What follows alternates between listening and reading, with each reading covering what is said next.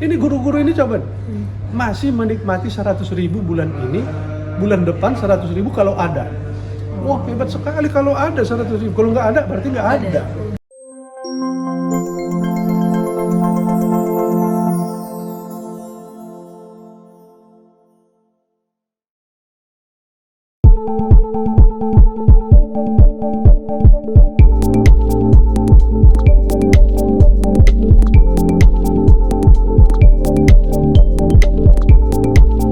Ya, Hari Santri ini itu lewat Perpres 22 ya. Tapi di dalam beberapa kegiatan peringatan Hari Santri, saya mencermatinya banyak sebetulnya yang melenceng dari apa itu Hari Santri. Hari Santri itu sesungguhnya adalah momen ketika Syekh Hasyim Asy'ari membacakan fatwa jihad karena tidak ada lagi yang bisa dilakukan oleh pemerintah Indonesia yang baru saja merdeka menghadapi sekutu. Seluruh wilayah-wilayah Indonesia sudah dikuasai oleh sekutu kecuali Surabaya, menunggu kedatangan komandan sekutu Malabi. Kalau Malabi mendarat mengambil alih Surabaya, hilanglah Indonesia. Maka Syekh Hasyim Asy'ari pada kesimpulannya membacakan fatwa jihad, sehingga fatwa jihad itu memberi semangat kepada penduduk Surabaya berbondong-bondong menghadapi komandan sekutu Malabi. Pada akhirnya Malabi terbunuh. Terbunuh itu memang tidak dalam etika berperang, karena memang kita tidak tahu etika berperang. Komandannya yang mati. Tapi karena matinya komandan sekutu, maka selamatlah kemerdekaan Indonesia. Itu didasari karena adanya fatwa jihad 22 Oktober, hasilnya di 10 November. Selama ini kan tidak pernah kita kenal dengan Hari Santri, 70 tahun lamanya. Itu cukup panjang. Selama ini memang orang bertanya, apa mungkin orang tiba-tiba berani punya nyali, siap mengorbankan jiwa di 10 November kalau tidak ada pemicu? Pemicu inilah yang tidak pernah dibuka. Maka Pak Muhaimin punya nyali, punya keberanian membuka itu. Sehingga kita melakukan kirab resolusi jihad, jalan kaki dari Surabaya menuju Jakarta, memutar film Sang Kiai dan macam-macam. Akhirnya pemerintah luluh, terbitlah Perpres 22 itu. Maka Pak Muhaimin pantas kita beri gelar Panglima Santri. Ini bukan asal-asal kita kasih gelar Panglima Santri, panjang. Maka dinikmatilah peringatan Hari Santri sejak 2015. Perjuangannya tidak cukup hanya di situ, tapi kita ingin menempatkan pesantren sebagai lembaga pendidikan yang panjang sejarah. Jauh sebelum ada Indonesia, masih Nusantara, dan bahkan ada yang mencatat bertarikh 1700, pesantren sudah ada. Pertanyaannya, apakah manusia-manusia atau penduduk di Nusantara ini bodoh atau cerdas? Cerdas. Di mana dicerdaskan? Di pesantren. Maka mestinya pesantren sebagai lembaga pendidikan yang punya akar sejarah dan warisan budaya tidak semestinya ditempatkan pemerintah sebagai lembaga pendidikan non-formal. Non-formal itu ece-ece loh di kampung saya, tidak dianggap. Maka kita gagas lagi fraksi PKB supaya lahir undang-undang pesantren. Terbitlah undang-undang pesantren yang kemudian kita desakkan lagi supaya pemerintah menyiapkan anggaran yang disebutkan dana abadi pesantren. Dan itu sudah berhasil semua perjuangan. Tapi kita ingin perjuangan berikutnya seperti yang kita kunjungi hari ini nih, FKDT. Orang yang mengabdikan dirinya, mengawal moral anak-anak di awal-awal kehidupan atau menjadi generasi itu penguatan moral, adab, perilaku, disitulah ditanamkan. Gajinya berapa? Tadi keluhannya 100.000 bulan ini. Bulan depan 100.000 kalau ada. Kejam sekali, padahal investasi yang kita tanamkan itu luar biasa.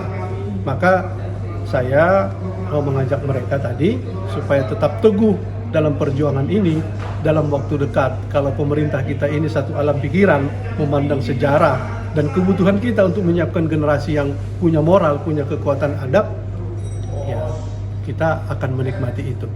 Pemimpinnya ya harus alam pikiran dengan itu. Siapa itu? Ya saya kira sebentar lagi mulai. Saya kira itu. Tadi tentang yang dana pesantren abadi itu ditargetkannya bisa terrealisasi di tahun 2024 atau? Sudah, dana abadi pesantren sudah ada sekarang. Tinggal kan cuma dana abadi ini kan tidak boleh dipakai. induknya tidak boleh dipakai. Dana abadi itu dikelola. Hasil kelolaannya lah yang dipakai. Untuk apa? Untuk SDM, untuk para guru, peningkatan kapasitas, kemudian untuk para santri, untuk beasiswa. Sudah ada? Sudah. Tapi kita akan menuntut untuk ditambah.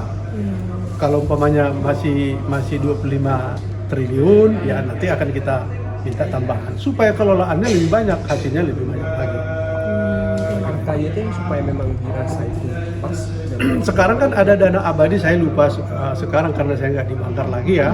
Dana abadi itu ada dana abadi pendidikan, ada dana abadi pendidikan tinggi, ada dana riset, ada dana kebudayaan. Nah, nanti akan disatukan ini dengan dana abadi pesantren. Cuma masing-masing nanti kan akan punya kelolaan, dikelola oleh pemerintah. Sebanyak apa supaya ideal? Pertanyaannya begitu tadi kan? Ya sebanyak-banyaknya. Nah, sebanyak-banyak itu kebutuhannya apa? Karena ini diperuntukkan untuk SDM, peningkatan kapasitas para guru dan beasiswa untuk para santri, saya kira ya saya nggak tahu seperti apa, tapi katakanlah punya modal, punya hasilnya hanya 5%, maka 25 triliun ini ya kecil sekali, tidak memadai. Kalau 25 triliun akan menghasilkan ya baru ratusan juta, ya berapa mahasiswa saja dikirim ke luar negeri, maka masih butuh. Perjuangannya seperti apa? Ya perjuangannya alam pikirannya saja. Uangnya ada nggak untuk itu? Ada lah, banyak duit Indonesia. Sawit saja banyak, belum tambang, belum macam-macam. Kaya Indonesia ini sebetulnya. Masalahnya ya caranya bagaimana? Ya, caranya kalau kita yang ngatur ya ada lah kalau kita yang ngatur. Berarti itu diperjuangkan juga ya Pak ya, kalau misalkan nantinya pasangan Muhaimin sama Pak. Oh sudah, itu kan sudah alam pikirannya Pak Muhaimin. Kita sudah bolak-balik diperintah memperjuangkan itu. Ya kalaupun sudah berhasil tapi belum maksimal, belum menikmati lah. Ini guru-guru ini coba masih menikmati 100.000 bulan ini, bulan depan 100.000 kalau ada. Wah hebat sekali kalau ada 100.000. Kalau nggak ada berarti nggak ada. Berhentikah mereka dari mengawal anak-anak kita? Enggak berhenti. Malu nggak pemerintah itu? Mestinya malu. Nah, gitu. Saya kira itu ya. Kemudian Pak, untuk di Indonesia ini punya berapa banyak pesantren sih Pak? Kalau masalah data, ini agak rumit ya. Jadi kita sebetulnya sudah membuat kalkulasi hitung-hitungan dari 24.000 pesantren dan ada yang mencatat 28.000 pesantren. Kita butuh alokasi anggaran untuk tahap-tahap awal sekitar 16,2 triliun untuk satu dirjen. Dan di dalamnya para guru akan mendapat insentif lah dari guru pesantren 1.200.000. Tapi karena data ini tidak ada yang final ya, Indonesia selalu tidak final datanya. Baik DTKS, siapa yang disasar dari rakyat miskin aja nggak tuntas-tuntas. Siapa yang dapat BPJS nggak tuntas-tuntas kalau itu, apalagi pesantren gitu. Maka guru-guru ini, siapa sebetulnya yang disebutkan guru pesantren, itu yang agak rumit. Tapi saya kira kalau dikerjakan ya bisa. Karena di definisi pesantren itu dalam undang-undang itu sudah dijelaskan, maka tidak semua lembaga itu namanya pesantren. Kalau tidak pesantren, maka dia menjadi kategori madrasah. Nah, pertanyaan tadi itu sebetulnya berapa pesantren dan berapa guru-guru di dalamnya SDM-nya, ya itu yang perlu dituntaskan. Jadi catatan-catatan 24.000 dengan 28.000 ya harus mestinya segera diselesaikan. Jadi mungkin menyinggung juga soal yang pembentukan Ditjen Dikmendak ya Pak ya, untuk pesantren Dikmendak. Itu gimana sih mekanismenya dan apa gitu mungkin Pak? Sekarang kan ada Dirjen Pendis, Dirjen Pendidikan Agama Islam. Di dalamnya ada satu direktur pontren. Kita ingin pontren ini menjadi satu dirjen. Jadi satu kedirjenan yang akan menangani Diniyah Takmiliyah, kemudian ada Sanawiyah Aliyah, nanti akan ada namanya Ma'had Ali, pesantren tinggi, perguruan tinggi pesantren akan ada, itu direktur-direkturnya nanti. Mekanismenya sebetulnya tinggal pemerintah mensahkan dan include dengan anggaran. Yang saya sebutkan tadi itu tahap awal sudah pernah kami hitung 16,2 triliun menuju ke 34 triliun. Nah, tapi untuk tahap awal 16,2 triliun. Kalau sudah ada itu, saya kira penghargaan pemerintah sudah menyadari menempatkan pesantren non formal selama ini itu bagian dari kesadaran terhadap kekeliruan menempatkan pesantren. Kalau itu lahir. Sudah lama kita minta ini.